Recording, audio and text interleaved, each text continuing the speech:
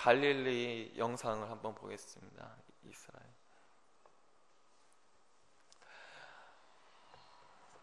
이 바다가 갈릴리 예수님께서 거니르셨던 바다입니다. 갈릴리라는 말은 둥글다, 실린더라는 뜻이고요. 이 바다를 주님께서 걸어오셨습니다. 지금 여기서 찍고 있는 곳은 긴네렛, 티베리아에서 조금 뒤로 밑으로 내려가면 긴네렛이라고 하는 바닷가가 있어요. 그래서 티베리아 바닷가를 주님께서 거니르셨다고 하셨는데 그 바닷가입니다.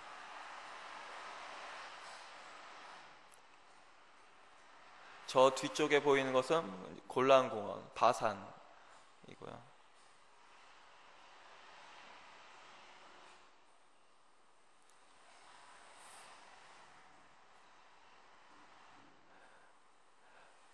우리가 늘 성경을 읽고 묵상하지만 그 현장이 지금도 존재하고 있고 그 땅이 지금도 있다는 사실을 우리가 기억해야 할 것입니다. 그래서 그 이스라엘이라는 땅, 그리고 이제 꺼주셔도 될 것 같아요.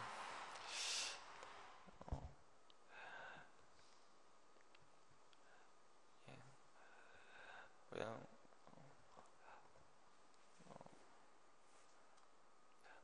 가면서 보겠습니다. 여기는 어디냐면 라이언 게이트, 그 사자의 문이에요. 라이언 게이트라고 해서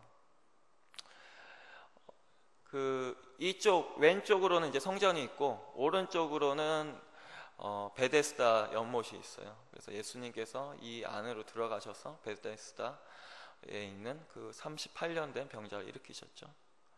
또 여기서 왼쪽으로는 성전이기 때문에 주님께서 나는 양의 문이다 라고 말씀하신 것은 이 양의 문을 통해서 제사하러 양이 들어가요. 그래서 여기서 죽임을 당해서 그 나머지 죄를 버리는 문으로 나가게 됩니다. 여기는 어디냐면 겟세마네 동산이에요. 지금 밑에 보이는 곳이 지금 겟세마네 성당이고요. 저 위에는 이제 러시아 정교회인데 예수님이 기도하셨던 부분은 요 교회보다 조금 위쪽이라고 생각합니다. 이 중턱쯤이라고 생각해요. 그리고 저쪽 끝에 보이는 것은 공동묘지예요. 저게 유대인의 공동묘지입니다. 이거는 그 황제의 어머니의 명을 따라서 짓게 된 거죠. 가운데 보이는 문이 뭐냐면 바로 성전문입니다. 성전으로 들어가는 문입니다. 확대하기는 좀 힘든데 지금 이 문은 닫혀 있어요. 주님이 오실 때 문이 열리게 될 줄 믿습니다. 이곳에 주님께서 성전을 세우실 것입니다.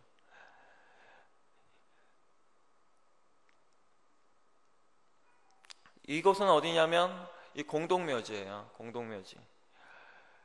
유대인들이 죽임을 당했죠. 그래서 유대인들이 묻혀있는 공동묘지인데 이 유대인의 공동묘지가 있고 그 밑으로는 기독교인들의 공동묘지가 있고 저쪽 바깥쪽으로는 무슬림의 공동묘지가 있어요. 그래서 유대인들은 이 묘지를 이렇게 이렇게 똑같이 이렇게 해놓는데 10계명을 새겨놓기도 하고 말씀을 히브리어로 세워놓습니다. 그리고 우리처럼 그 꽃을 거기다가 화환을 올리는 게 아니고 돌을 올려놓습니다. 지금 이것은 뭐냐면 그 성전, 지금에 있는 성전을 얘기하는 거야. 라이트를 어떻게 나오는지 모르겠네요.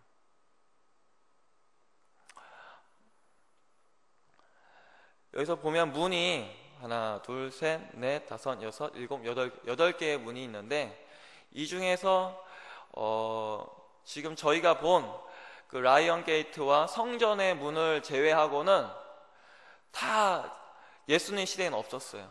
예수님 시대에 남아있는 문은 이 라이언 게이트와 골든 게이트밖에 없습니다. 그리고 그것마저도 헤롯 시대 때 지어진 것이죠. 솔로몬 시대 때 지어진 게 아니고. 그래서 여기서 많은 분들이 성지 순례를 다녀오셨을 거예요. 그렇지만 면밀히 정말 보자면 성지에 가서 예수님의 흔적을 발견하기라는 것은 하늘의 별 따기와 같습니다. 정말 성경을 깊게 공부하고 이것을 연구하고 가지 않으면 그냥 어영부영 시간 보내고 와요. 어영부영. 지금 이것이 뭐냐면 그 예수님 시대, 검은색으로 되어 있는 게 예수님 시대의 지금 그 도시예요. 도시의 내용입니다.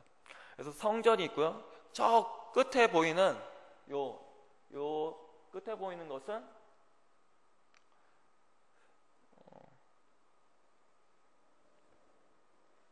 이거 어떻게 하는지 모르겠네요. 여기 베데스다 연못이 있고, 이제 안토니아 요새가 있고, 골고다가 있고, 또 이제 헤롯궁이 있고, 여기 실로암 연못, 기혼, 겟세마네 이렇게 감람산이 있는데, 이 지형을 이해하게 될 때 예수님이 왜 이렇게 움직이셨는가를 우리가 이해하게 되죠. 그래서 지금의 여기 이제 기온샘과 실로암 연못 있는 그곳이 어디냐면 다윗성입니다. 그래서 시온성이라고 하는 그 다윗성. 다윗성은 큰 도시가 아니고요. 그 다윗과 그 부하들, 신하들이 지낼 수 있는 조그만 요새입니다. 요새. 그래서 이 일반 백성들이 들어가서 살 수 있는 곳이 아니에요. 큰 성이 아닙니다. 다윗과 다윗의 신하들이 위주로 살 수 있도록 만들어진 것이 다윗성이라고 할 수 있고요. 그리고 여기 예수님이 겟세마네에서 붙잡히셔서 갑자기 사라졌네. 겟세마네에서 붙잡혀서 여기 갑자기 화면이 안 나오네요. 어떻게 된 거죠? 아, 됐다. 예, 겟세마네에 붙잡히셔서 이 기온샘 쪽 이렇게 그 길을 따라서 어디로 오시냐면 이게 확대가 갑자기 됐는데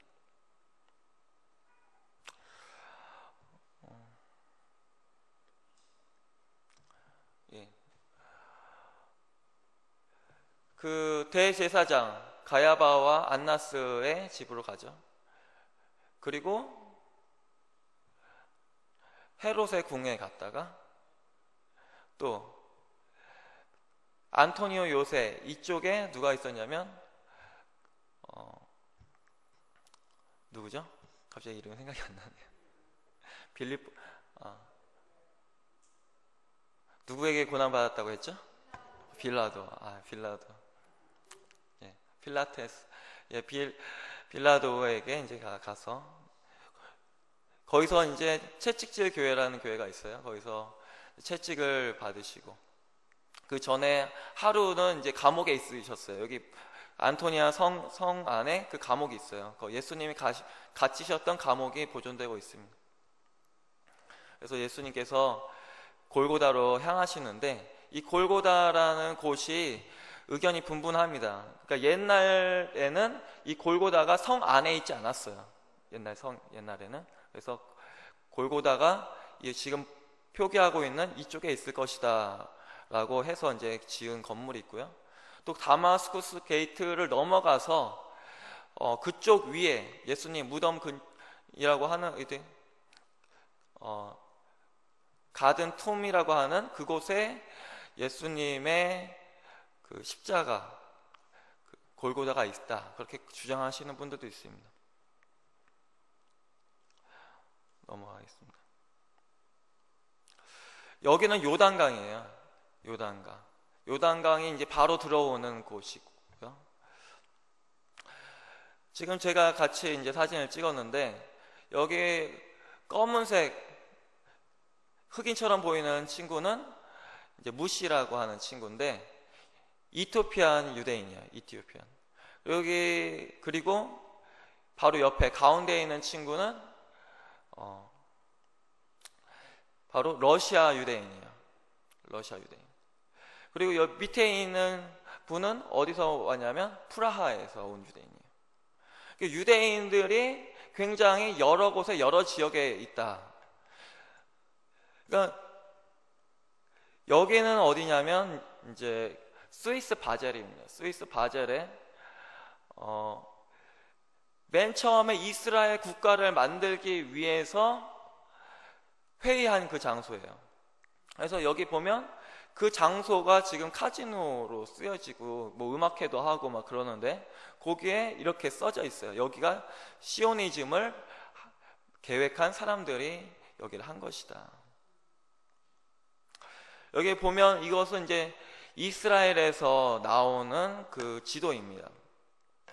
여기서 중요하게 볼 거는 뭐냐면 이 이스라엘의 그 역사를 기록할 때 어디서부터 이 사람들이 기록을 하냐면 바로 아담부터 기록을 한다는 거예요. 아담과 이브부터 누구까지 오게 되냐면 현대까지 그들의 역사가 이어진다는 거예요. 여러분, 그래서 이스라엘의 역사라는 것은 바로 세계의 역사와 같습니다. 아멘. 우리나라의 역사는 위로 올라갈수록 갈수록 희미해져요. 그래갖고 그래갖고라고 하지 말았는데 그래서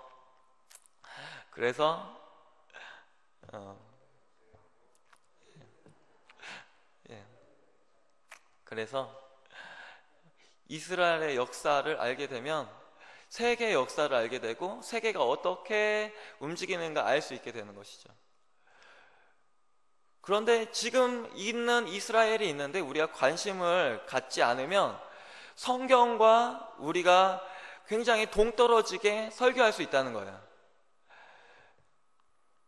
그래서 아담, 노아, 여호수아 여기 보면 이 사람들이 이 연도를 정확하게 추적하고 있고 노아가 언제 지금부터 몇 년에 있었고 데이비드가 조슈아가 에즈라가 그래서 연도를 계속 추적하고 있다는 거죠. 다윗, 에스라, 바르코크바 이 사람이 이제 혁명을 일으켜갖고 이 사람 때문에 유대인 나라가 멸망하게 되는 거예요. 주 70년 때. 우리는 기억하고 있지 못하지만 이들은 역사를 기억한다는 거예요. 그래서 맨 마지막 헤르츠과 벤구리온까지 나올 때까지 이들은 역사를 기억하고 이들은 계속 되새기면서 교육을 하고 있습니다. 물론 여기에는 예수 그리스도가 없어요. 예수 그리스도에 대한 것은 전혀 없는 채로 이들은 그냥 가고 있습니다. 여기 393년 기독교를 공인했다, 로마가 공인했다라는 것은 나오는데 예수 그리스도는 나오지 않아요. 예수 그리스도까지의 이제 족보가 있는데 이제 아담이 930년을 살았는데 유대력으로 따지면 BCE 3761년이에요. 3761년에 아담이 살은 거예요. 그래서 셋이 살고 에노스가 살고 쭉 날짜를 이제 기록을 했는데 대홍수가 언제 일어나냐면 아담의 시대가 0으로 생각했을 때 1656년에 대홍수가 일어난 것입니다. 그래서 우리는 역사를 생각할 때 고구려, 신라, 백제 위로 조금 올라가면 고조선 막 희미하잖아요. 환웅이 나오고 이제 곰에서 태어났다고 나오고 뭐 박혁거세가 알 까고 나왔다고 하고 뭐 이런 얘기가 나오잖아요. 근데 정확한 연대 그리고 정확한 고증들, 역사적인 고증들은 어느 나라 국가에서만 나오게 되냐면 이스라엘의 역사에서만 나오게 되는 거예요. 이것이 굉장히 중요한 것인데 여기 이제 빨간색과 검은색이 있는데 빨간색은 이제 노아의 홍수고 검은색은 바벨탑이 있었던 사건이에요. 그래서 이게 쭉 지나가고 있습니다. 이것은 아담부터 누구까지의 계보를 지금 한 거냐면 예수 그리스도의 계보까지 연도를 계산해 갖고 쭉 온 거예요.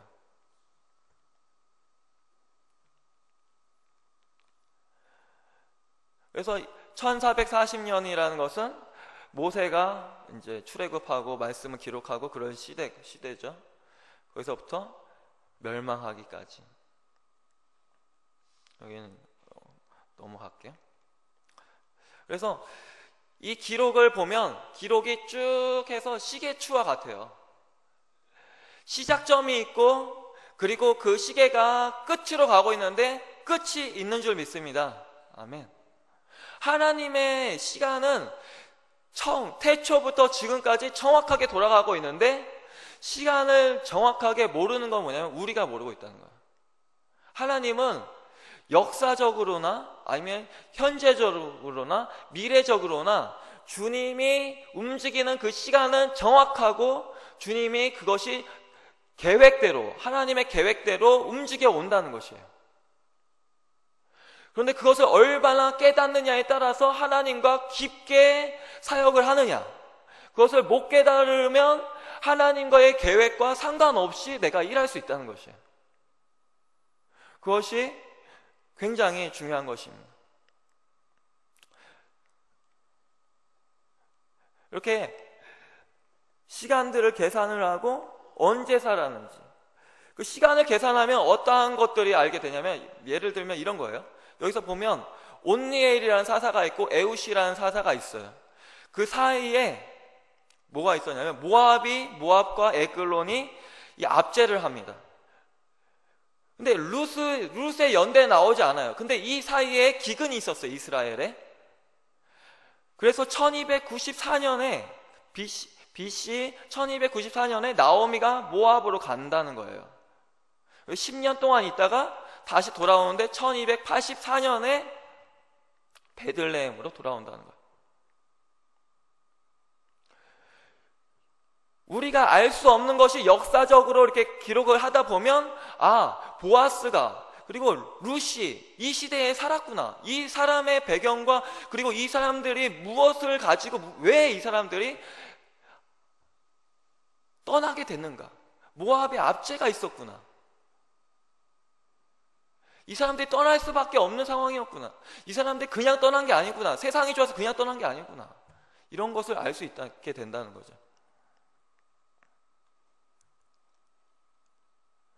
그래서 이러한 역사들이 이제 많이 기록이 되어 있어요. 여기는 이제 유대력이에요. 그래서 니산, 이야르, 시반, 담무즈, 아브, 엘룰, 티슈리, 헤시반, 키슬레브, 테벳, 쉐밧, 아달 이렇게 해서 쭉 12개월이 나오는데요. 유대력을 보면 30일, 29일밖에 없어요. 31일도 없고 28일도 없어요. 그래서 지금 우리의 시간과 많이 틀립니다.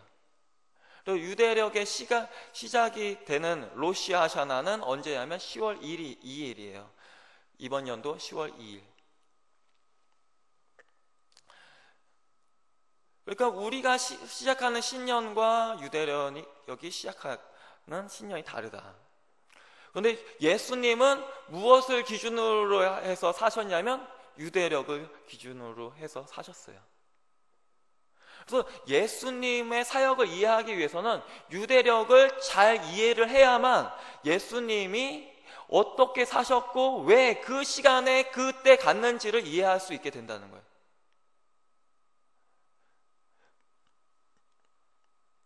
그래서 유대력에 이 절기가 있는데 아다롤에는 뭐가 있고 아비브가 뭐가 있고 지프에는 뭐가 있고 이렇게 쭉 나오는 거예요. 유대의 시간은 또 어떤 거야? 제가 간단하게 그냥 넘어가고 이런 것도 원래 시간이 오래 걸리는데 이게 시간도 틀려요. 우리가 세는 시간과 틀려요. 왜냐하면 창세기에 보냐면 저녁이 되고 아침이 되니 예히 에레브 예히 모케르 욤 에하드 저녁이 되고 아침이 되니 첫째 날이 되었도다. 그래서 저녁부터 시간을 세기 시작하는 거예요. 6시, 해가 5시면, 여름이면 5시에 지고요. 겨울에 5시에 지고 여름에는 6시에 져요. 그러니까 6시에 그때가 0으로 시작해서 1시간씩 세기 시작하는 거예요. 그래서 밤에는 3개로 나눠요. 그래서 해가 뜨는 시간이 9시예요. 그래서 예수님은 언제 못 박히셨냐면 이 9시에 못 박히셔서 오후 3시까지, 우리가 생각할 때는 9시까지, 그러니까 성경에는 9시까지로 얘기했는데 우리가 생각할 때는 오후 3시까지 못 박히게 되신 거예요. 그래서 성경의 시간도 유대의 시간을 적용하고 있다, 예수님이 사시는 것은. 그래서 우리가 이 세상의 역사, 세상의 시간, 세상의 달력을 따라 살게 되면 예수님이 무엇을 해왔고 무엇을 정말 하셨는지 도통 이해할 수가 없게 되는 거예요. 예수님은 절기 때 올라오셨어요. 어디로? 예루살렘에 올라오셨고요. 그리고 절기가 아닌 날들은 대부분 갈릴리와 다른 곳에서 사역을 하셨습니다. 갈릴리 주변과 또 이제 시돈 가시기도 하고 예루살렘에서 올라가시면서 사마리아에 들리시잖아요. 그래서 예수님이 묻히시는 것, 예수님의 마지막 일주일도 유대력을 따라서 생각을 해야만 예수님이 정말 예수님이 말씀대로 돌아가셨구나 라고 생각할 수 있는 거예요. 이것이 유대 시간과 로마 시간과 우리 시간을 이제 계산을 한 거예요. 이스라엘 백성이 출애굽을 해서 가나안으로 가는데 그 가나안으로 가는 길은 어디일까? 이게 흔히 이제 전통적으로 우리가 말하는 것인데요. 요즘에 또 많이 주장하고 있는 것이 뭐냐면 바로 이 람세스에 나와서 숫곳을 나와서 길을 건넜는데 홍해를 건너서 바로 사우디아라비아 쪽으로 건넜다. 라우즈 산이죠. 제벨 엘 라우즈라고 하는데요. 그런데 우리가 잘 기억해야 할 건 뭐냐면 이 성경에 뭐라고 얘기하고 있는가? 홍해를 건넜다라고 얘기를 하고 있다는 거예요. 홍해를 건넜다. 그 홍해에서 얘기하고 있는 그 구절, 이것은 제가 일찍 넘어가겠습니다. 이제 의견이 분분할 수 있기 때문에요. 그러니까 여러 가지 의견이 있어요. 지금 우리가 생각하고 있는 시내산이 아니다라고 생각하는 유대인이 거의 99.9% 유대인이 시내산이 아니라고 생각을 해요. 만약에 시내산이 그곳이다 그러면 유대인들은 절대 그곳을 이집트한테 안 넘겨줬을 것입니다. 여기서 이제 와디라고 보이는 검은색 줄이 보이는데 이것이 유대인들이 생각하고 있는 애국강이에요. 애국강이라고 하는 것이 나일강을 얘기하는 것이 아니고 이 와디, 비가 왔을 때 흐르는 강이 있는데 그곳을 와디라고 해요. 그렇기 때문에 미디안 땅, 여기서 아라비아가 미디안 땅인데 요 시내산에서는 미디안이 멀다는 거예요. 이드로가 이 미디안에서부터 여기까지 걸어와갖고 모세를 만나지 않았다는 거예요. 모세가 그쪽을 건너갔기 때문에 이드로가 왔다는 거예요.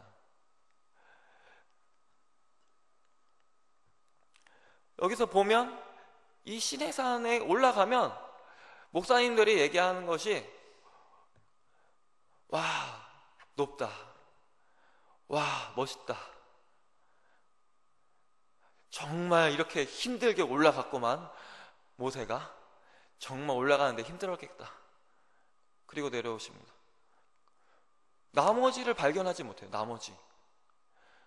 그 호렙산에 모세가 동굴에 들어가고 엘리야도 동굴에 들어가서 하나님의 음성을 들었는데, 그렇죠? 그 밑에 우상 숭배한 이스라엘이 있었고, 그런 나머지는 다 없는 거예요. 근데 여기서 우리가 정말 생각해야 할 건 뭐냐면, 이 시내산은 황제의 어머니가 그 시내산이 어디냐라고 물었을 때 그 종교 지도자들이 저기다 라고 그냥 대답을 한 거예요. 그래서 거기다가 수도원을 세우고 시내산이라고 말한 거예요. 그곳이 정해질 때도 정확히 시내산이라고 얘기를 하지 않았어요. 그런데 우리가 그곳을 시내산이라고 여기고 나머지를 조사하다 보니까 우리가 생각하고 있는 모든 것이 다 틀어지게 되는 거예요. 저는 요 미디안 쪽에 있는 라오즈 산이 시내산이다, 아니면 여기가 시내산이다 라고 얘기하는 것이 아니에요.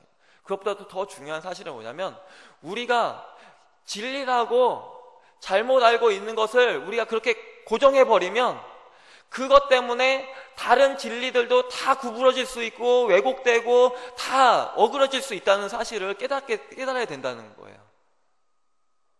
이 시내산이라는 것이 성경적으로 보면, 시내산에 모세가 도달했을 때 토라를 받았잖아요. 그런데 그 날이 바로 오순절입니다. 성령님이 임하셨던 그 날이에요. 이 출애굽하는 이 모든 것이 바로 예수 그리스도의 사역을 증거하고 있다는 사실을 깨달아야 됩니다. 이스라엘이 이집트에 있어서 압제받고 출애굽해서 홍해를 건너고 홍해를 건너서 시내산을 가서 하나님을 만나기까지, 이것이 구원을 받고 세례를 받고 믿음의 삶을 살고 그리고 성령을 받고 하나님의 언약 백성이 되는 것, 시내산에서 이스라엘 너희를 내가 백성이다, 언약 체결식이 있어요. 언약 체결식. 이스라엘과 하나님 사이에 언약 체결식이 있어요. 이런 것들이 명확하게 나오게 될 때 우리가 성도님들을 가르칠 때 명확한 목회 철학이 나오게 되는 거예요. 어떻게 양육을 시킬 것인가, 그들을 어떻게 구원시킬 것인가, 그리고 성령을 받은 이후에 그들이 무엇을 추구해야 되는가. 성령님을 받으면 끝나는 게 아니고 그들이 가나안을 갈 수 있도록 인도를 해야 되는 거예요. 성령님을 받았어도 그들이 제대로 하나님의 뜻을 순종하고 못하게 되면 가나안에 들어갈 수 없다는 사실을 그들에게 주입시켜야 됩니다. 또 가나안에 들어가서도 그들이 전장에서 이것을 뺏어야 된다는 거예요. 가나안이라는 것이 반드시 우리가 죽어서 가는 천국을 얘기하는 것이 아니라 우리가 살아서 하나님의 나라를 이 땅에서 이루어가는 것이 먼저 시작이라는 사실을 깨달아야 되는 거예요.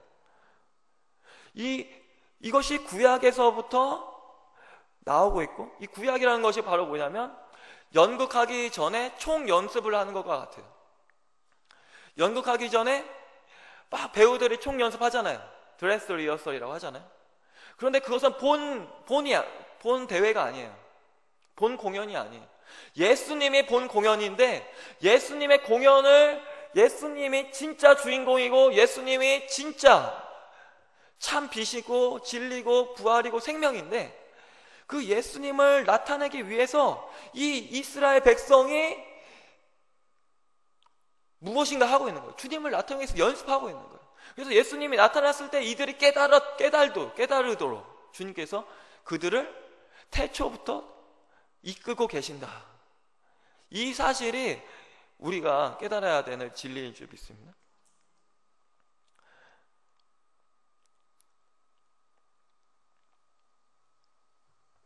그래서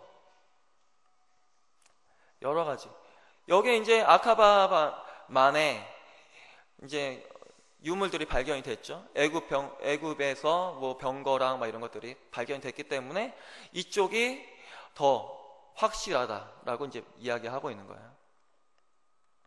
그래서 무교절과 이걸 이제 잠깐 이야기할 텐데요. 제가 원래는 아모스서를 이제 하려고 했어요. 아모스서 이제 원어로 잠깐 풀어드리면서 하려고 했는데, 기도를 하는데 무엇이 목사님들에게 더 도움이 될까? 목회적으로 어떤 것이 도움이 될까라고 해서 기도하는데, 하나님께서 계속 감동을 주셔서 제가 나누고 있는 것입니다.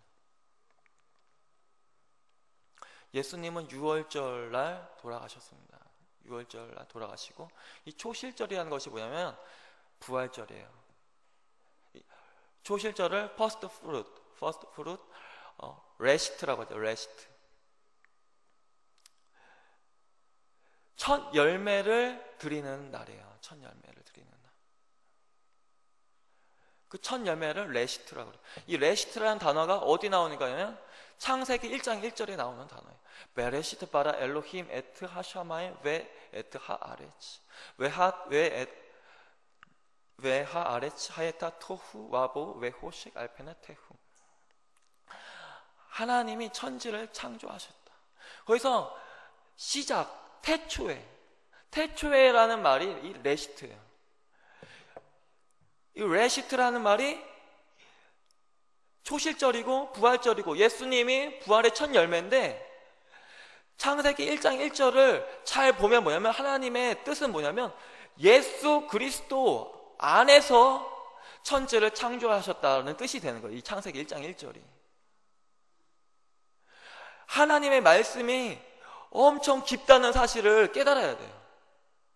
하나님의 말씀이 정말 정확하다는 사실을 깨달아야 돼요. 하나님의 말씀은 그냥 대강 이런 법이 없어요. 철저하게 딱딱 맞아 들어가고요, 정말 놀랄 만큼 가슴이 떨립니다. 주님의 말씀을 알게 될 때 무서워요. 이렇게 정확하신 하나님이시구나. 아모스서에 보면 9장 11절에 다윗의 장막을 세운다라고 얘기했어요. 그걸 제가 잠깐 나중에 얘기할 텐데요. 여기서 6월절, 초실절, 그리고 6월절부터 무교절이 있죠. 그리고 오순절이 있어요. 초실절부터 49일 이 오메르를 세요. 세페르트라고 해서 유대인들은 달력에 표기를 합니다. 49를 표기를 해요. 달력에 초실절부터 이렇게 표기를 해요. 그래서 샤보트라고 하는 오순절날, 이때가 바로 토라, 하나님의 언약을 받은 것이고, 그리고 언약을 받았을 때, 시내산에서 언약을 받았을 때도 면밀하게 검토를 해야 되는데, 모세가 이것을 그냥 한 번에 받은 것이 아니라는 거예요. 8번이나 이거 올라갔다 내려갔다 올라갔다 하는 거예요. 이것이 하나님이 우리에게 귀한 것을 주실 때 그냥 주시지 않는다는 거예요. 올라가서 또 백성들한테 물어보고, 올라갔다 또 내려오고, 올라갔다 또 내려오고, 올라갔다 또 내려오고.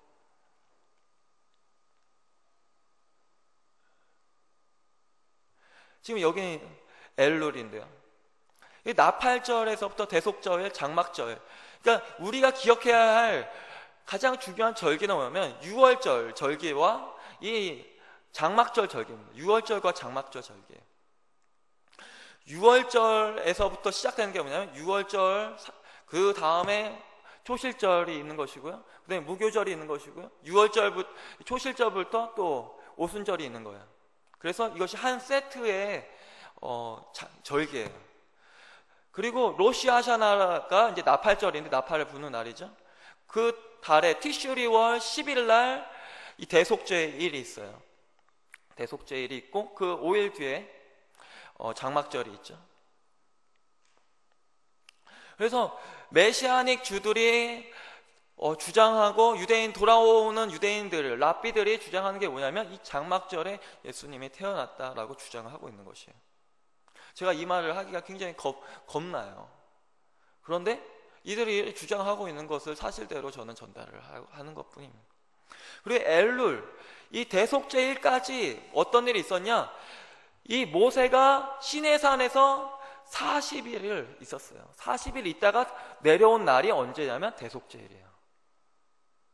그렇기 때문에 우리는 이 시간, 오늘이 무슨 날인가, 그리고 이 오늘, 그리고 유대력, 이것을 기억할 때 성경과 맥이 같이 가게 되는 거예요. 오늘 하나님은 어디 계셨나, 예수님은 어디 계셨나, 그리고 이스라엘 백성은 무엇을 하고 있었나, 이것을 생각을 해야 돼요. 이것을 생각을 해야 돼요.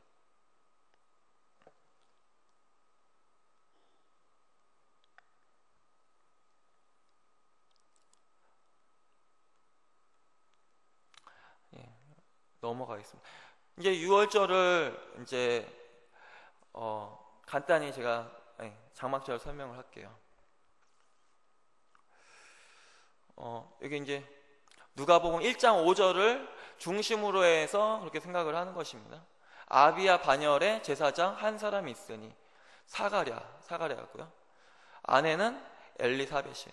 근데 아비야 반열이라고 했어요. 아비야 반열. 그리고 사가랴가 그 반열을 차례대로 제사장의 직무를 행할세 모든 백성이 그 분향하는 시간 밖에서 기도하는 거예요. 모든 백성이 기도하는 시간, 그 시간은 절기밖에 없어요. 백성들은 절기 외에는 다 올라오지 않는 거예요. 그러면 이 시간은 절기라는 거예요. 이 절기가 어느 시간이냐? 오순절이라는 거예요. 오순절. 근데 오순절이라는 것이 어디서 나오냐? 이 아비야 반열이라는 것을 계산하면 나와요. 아론 자손의 계열은 이러하니라. 그래서 역대상 24장 1절에 보면 이제 제사장을 세워요. 24장 6절에. 그래서 첫째는 여호야립, 둘째는 여다야, 하림, 수오림, 말기야, 미야민, 학고스, 아비야, 이렇게 쭉 나옵니다. 그래서 이제 24명에 나오는 거예요. 그런데 이 제사장들이 1년에 2번씩 제사를, 그러니까 대제사장은 한 명이 아니라는 거예요. 그래서 대제사장이 이것을 직무를 수행하는데, 이 절기 때 6월절이랑 이럴 때 2주 동안은 다 같이 섬겨요. 그래서 뛰어넘어요. 그 날짜를 언제부터 시작하는 거냐면 니산월, 아비벌, 우리나라 달력으로는 3월에서 4월 사이에 시작을 하는데, 그 4월부터 계산을 해서 아비야 계열을 계산을 하면 어디냐면 오순절이 나오는 거예요. 근데 그 오순절 날부터 5개월 동안 숨어 있었어요, 사가랴가. 그리고 6째 달에 마리아를 이제 만나게 됩니다. 그 오순절부터 6째 달 누가 임신을 하게 되냐면 이 마리아가 임신하게 되는 거예요. 그때가 하누카입니다. 하누카, 수전절이에요. 예수님이 임신하셨을 때가 수전절이에요. 그러면 그 수전절에서부터, 그때가 12월인데 12월부터 아이가 태어나려면 9개월이 필요하잖아요. 그렇죠? 다음 달까지. 그러면 언제가 되냐면 장막절이 되는 거예요.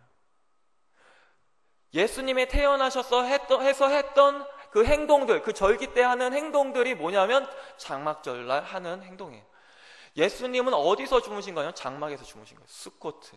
예수님이 마구간이라고 하는 그 마구간은 뭐냐면 수코트예요. 예수님이 돈이 없어서 태어난 거기보다는 하나님이 거기서 태어나도록 그렇게 계획하신 거예요. 아멘? 예. 동물들과 함께. 그 장막절은 뭐예요? 예수님 생일이에요. 장막절 절기에 하나님의 명령이 뭐예요? 즐거워해라. 여러분, 장막절에는요, 명령이 하나 있는데 즐거워하라는 명령밖에 없어요. 대속죄일의 명령은 뭐냐면 너희의 몸은 스스로 괴롭게 해라. 장막절은 즐거워하라.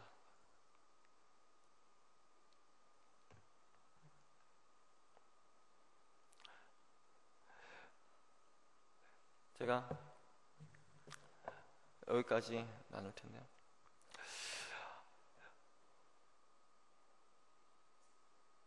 앞으로의 시대에 목회는 어떻게 달라져야 되고 정말 어떠한 목회를 성도님들은 필요로 하는가, 그리고 이 시대는 무엇을 요구하는가, 이것을 생각할 필요가 있습니다. 앞으로 시대에는 유대인과 열방이 돌아와서 함께 부흥을 이루는 시대입니다.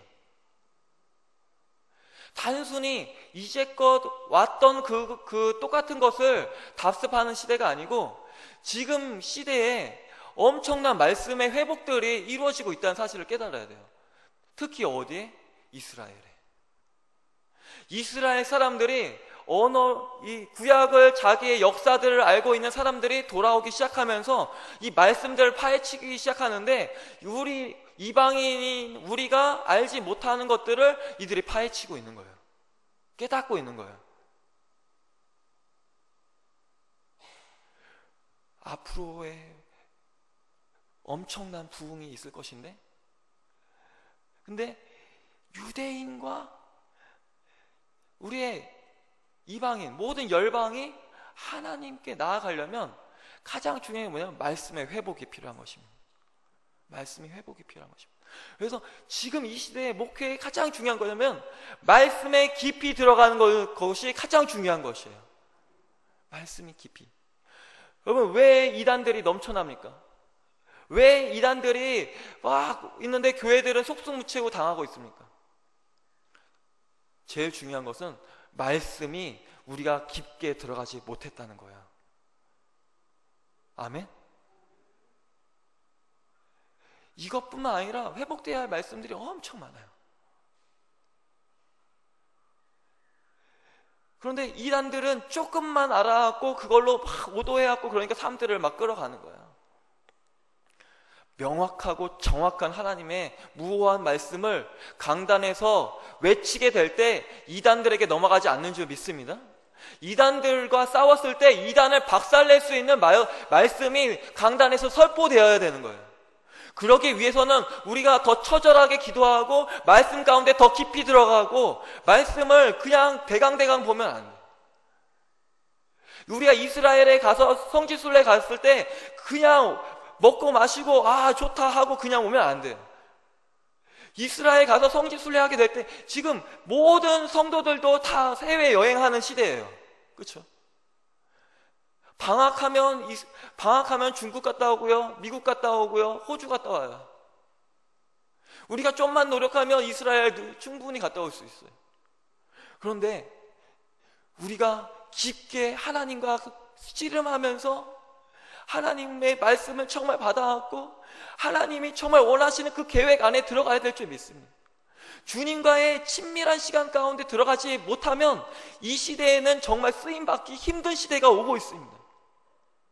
성령님과 동행하지 않으면 하나님이 쓰임받지 못하는 시대가 오고 있어요. 이 아프리카나 이런 데서는 막 1,000만 명이 모이고 있고요, 죽은 사람이 살아나가고 있고요.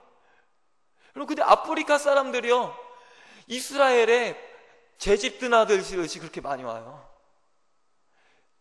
막 와서 땅 조사하고요, 말씀 조사하고요. 히브리어 아프리카 사람들이 잘해요.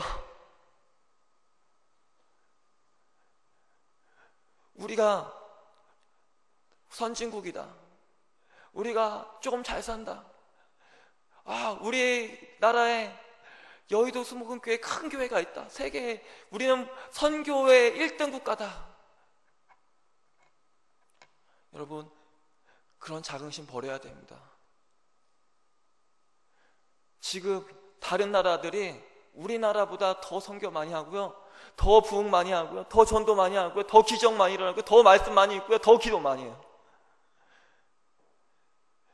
그분들 기도 들어가면요 밤새도록 기도하고요, 기도 시작하면 며칠을 기도해요. 아프리카 사람들이 늪에 가서 기도하고요, 산에 가서 기도하고요, 사자가 우글우글 거리고 뱀들이 우글우글 거려도 나무 위에서 기도하는 사람들이 있어요. 우리는 뭘 생각하고 있어요? 성전 크게 져야 돼요. 막 가서 전도해도 성도 결국 신천지일지 모르니까 전도도 잘 안 하려고 그래요.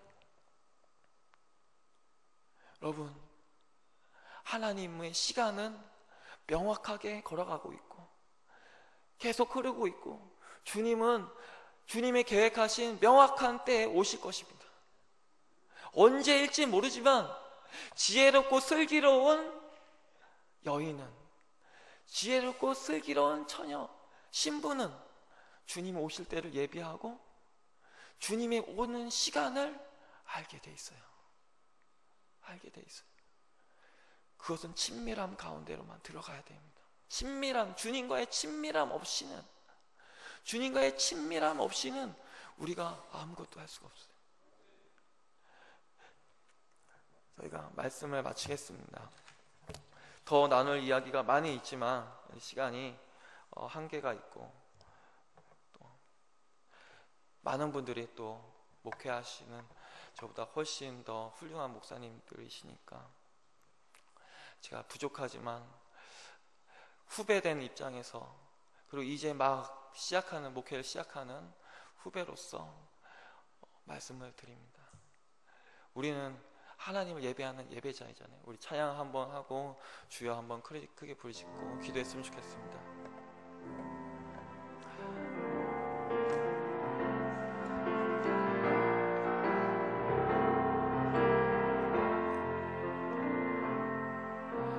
나는 하나님을 예배하는 예배자입니다.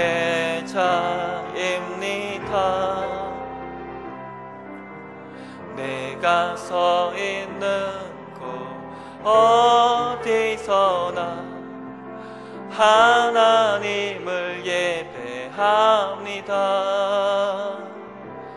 내 영혼 거룩한 은혜를 향하여 내 마음 완전한 하나님 향하여 바로 이 시간, 바로 이 시간 하나님을 우리는 하나님을 예배하는 예배자입니다. 우리는 하나님을